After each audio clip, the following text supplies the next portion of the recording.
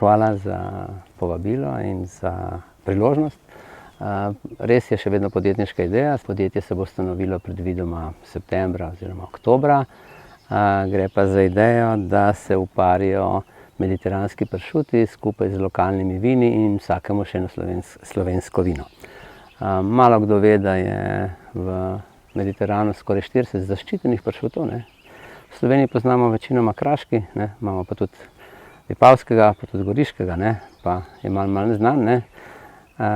Drugače pa je v Sloveniji sta zaščitena 2 pršuta, za primerjavo Hrvati imajo 4 zaščitene pršute.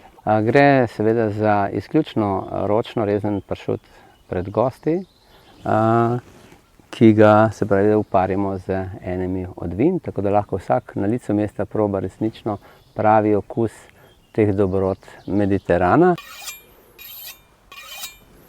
Prav tako, kot je pomembno pridobivanje znanja glede samih pršutov in samega rezanja, je pomembno tudi orodje, ki ga imamo, se pravi stojala, noži, predvsem pa precizno nabrušeni noži.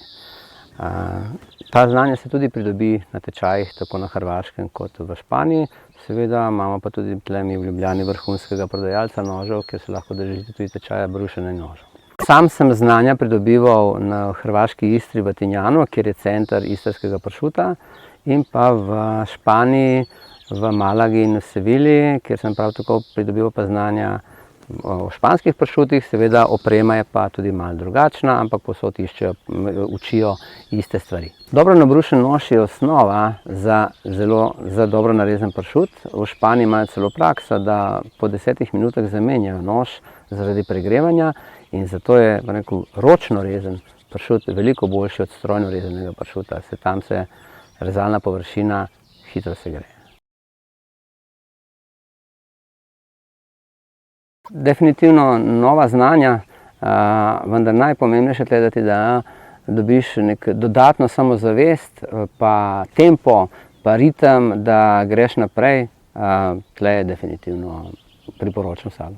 Zaradi dviga samozavesti, zato da se žene naprej, da ritem se dobi in želja po dokončanju nečesa.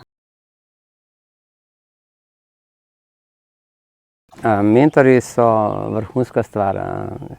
Jure sicer ni bil mentor, ampak mi je na začetku dal največ zagona, kar se tiče samega planiranja in postavljanja poslovnega načrta. Tle je neizmerno znanje, ki ga je predal, in dostopnost.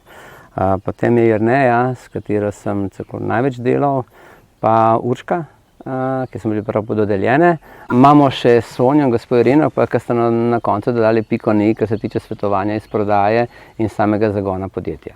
Z Jernejo in Urško je sproščeno, naredili smo tako v živo kot preko Zooma in zabavno, obenem dobiš naloge, ki jih je treba izpolniti, in je tudi malo stresa. Ampak pozitivnega stresa. Zagon bo v septembru, ampak definitivno bo vidno. Uspelo nam je tudi zakupiti domeno z priimkom, kar bo sigurno pripomoglo k prepoznavnosti. Prej se bojim, da bo preveč dela kot premalo.